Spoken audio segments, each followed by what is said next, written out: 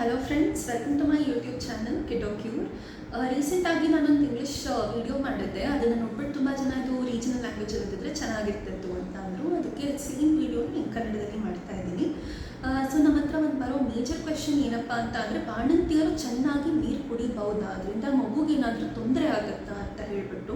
ಇಲ್ಲಿ ಒಂದು ವಿಷಯ ಅರ್ಥ ಮಾಡ್ಕೊಬೇಕು, ಏನಂತ ಅಂದರೆ ನಮ್ಮ ಬಾಡಿಲಿರೋದು 70% ನೀರಿನಂಶನೇ ಇರುತ್ತೆ.